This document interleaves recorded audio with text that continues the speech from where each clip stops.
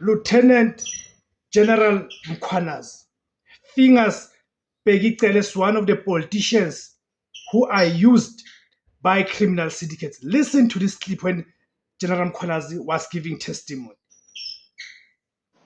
First, General Cele calls me, he's a former minister, he calls me and he says the Premier of Gauteng have approached him to go and work in Gauteng to help him fight crime in Gauteng.